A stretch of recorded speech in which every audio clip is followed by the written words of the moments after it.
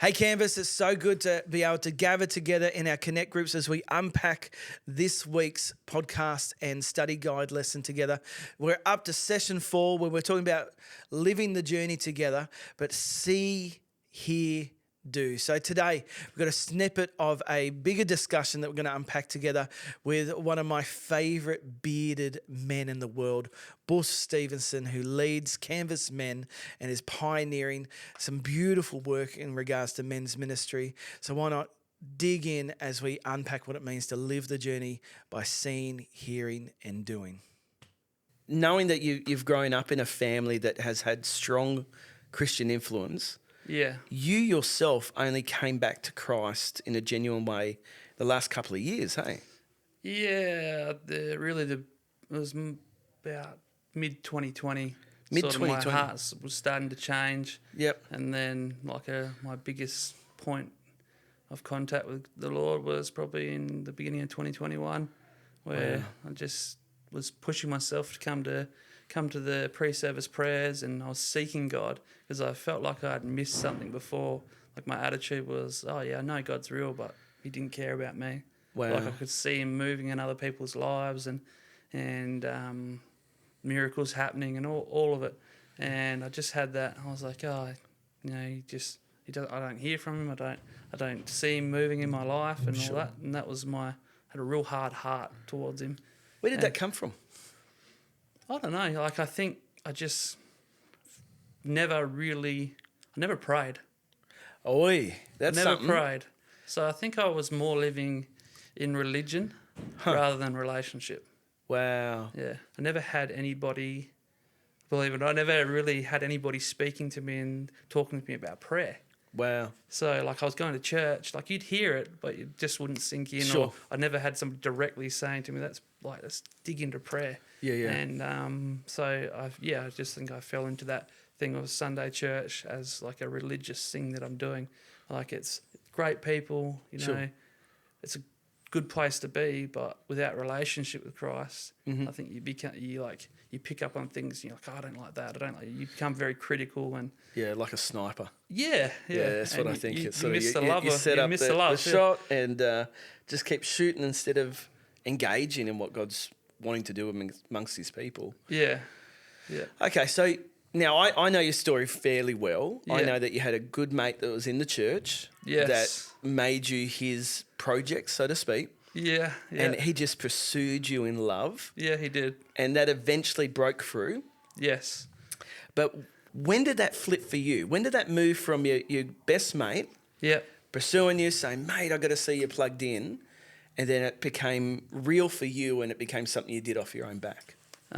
So the defining moment for me, like I used to spend a lot of time in the shed building stuff, doing all sorts of stuff in the shed and just watching YouTube videos.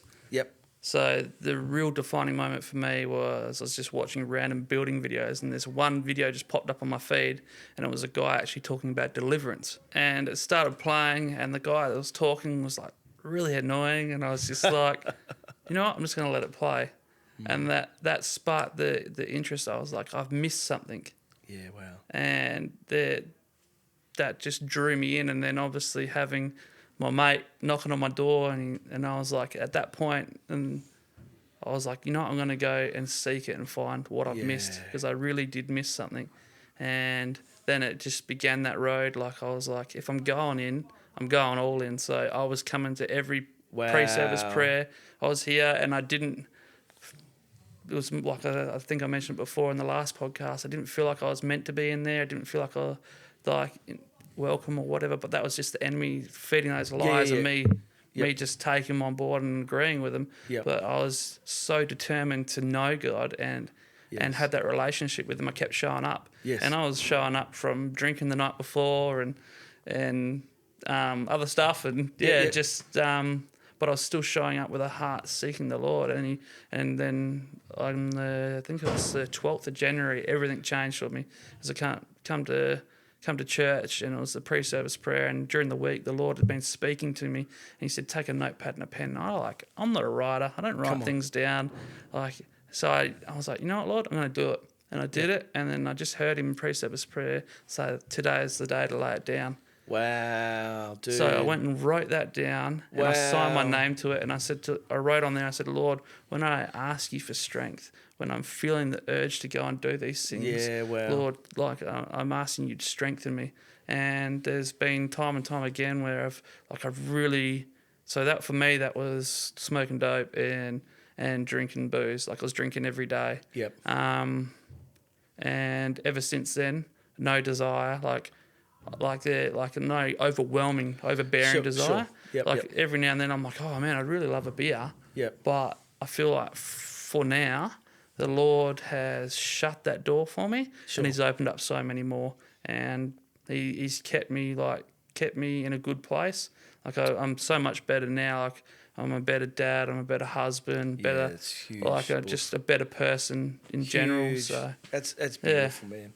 All right, hey, let's seal the deal with your esky. Oh yes. So yes. could you bring up your esky maybe so that people can see it? It's a very ugly esky because it's my work one. Bit of grease and Yeah. all the rest in it. But I brought it in today just for the point of offering somebody a drink.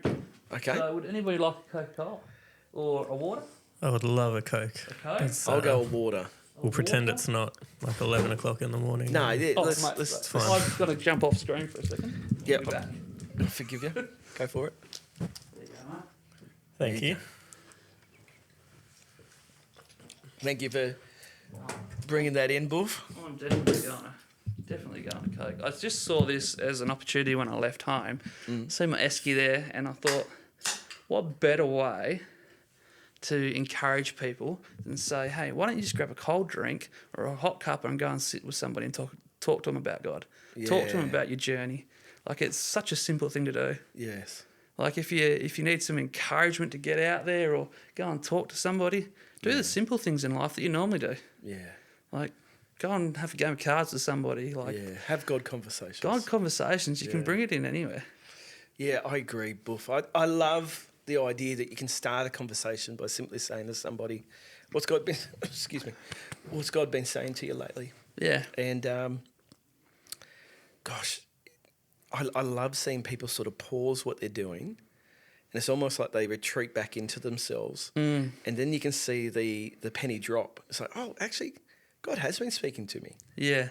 and maybe this is the first time I've really stopped to listen. Yeah. And the stuff that comes out of those conversations, It's awesome, eh? it's phenomenal. Yeah. You can't fake it. Yeah. So that's good encouragement. So you'd say to people, you know, whether they're in connect groups, whether they're yet to join with a connect group, Yeah.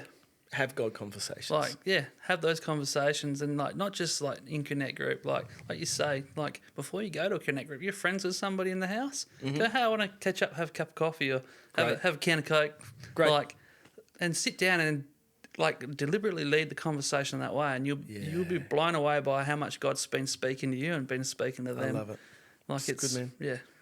You know what? It isn't hard to live the journey, but it does take intention. Definitely. Yeah. Hey, I love Buff unpacking things. I love Eskies. I love him blessing Jace with a Coke and me with a water because he only brought 2 Coca-Colas and I was the one who sacrificed and laid down my life for my brothers.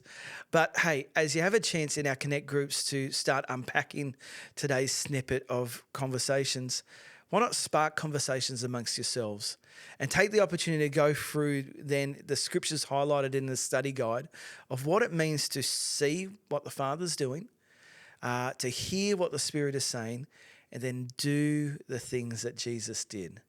I love it so much. And if you're finding this podcast and you're not currently in a Connect group and you're in the Rockingham region, why not allow us the honour to see if we can't connect you to be connected by emailing us at hello@canvaschurch.com.au. Bless you.